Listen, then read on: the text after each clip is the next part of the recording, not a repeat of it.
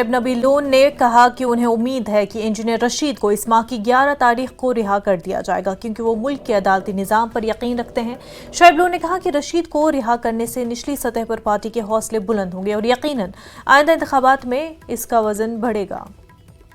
बताया कि इलेक्शन जो हलचल बहुत देखी जा रही है अभी, तो अब अवामी इत्तेहाद पार्टी में है अभी, तो क्या लगता है आपको कि वो पार्लियामेंट जैसा वो जो लोग निकले थे सड़कों पे वोट डालने के लिए पोलिंग बूथ्स की तरफ, आपको लगता है वही जज्बा है अभी?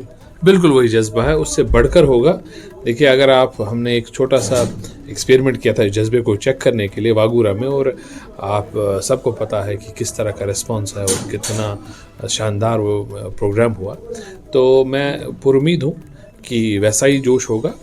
अब ये होता है कि काफ़ी कैंडिडेट्स हैं, तो मेरी ज़ाती राय ये है कि पोलिंग परसेंटेज इससे भी ज़्यादा थोड़ी बढ़ जाएगी। तो जैसे आपने काफ़ी इलेक्शन भी लड़े हैं, काफ़ी पार्टियों के साथ भी रहे हैं, तो आपको क्या डिफरेंस लगी मैनिफेस्टो की? अगर हम बात करें AIP और दूसरी पार्टियों के दरमियान, क्या मैनिफेस्टो डिफरेंट लगा? देखिए, हमारा सबसे पहला नारा है जेल फ्री कश्मीर।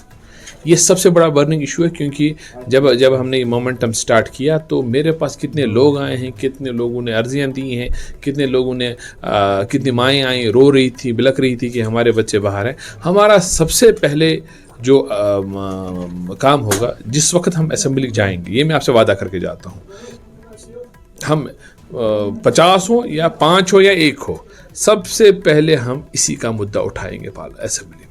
ये आपसे वादा है मेरा।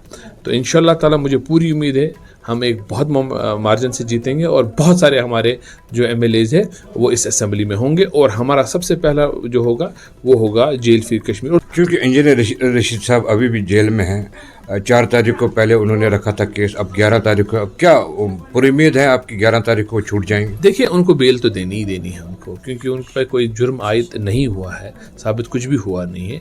5 साल हो गए हैं और सुप्रीम कोर्ट की एक रूलिंग है, अगर 5 साल तक कोई बिना कन्विक्शन के बंद है तो उसको उसके तहत उसको छोड़ देना है बेल के तहत। जब भी NIA कोर्ट को ज़रूरत होगी तो इंजीनियर साहब हाजिर हो जाएंगे, उसमें प्रॉब्लम है नहीं। न्यूज़ 18 जम्मू कश्मीर के लिए बारामूला से मैं सज्जाद।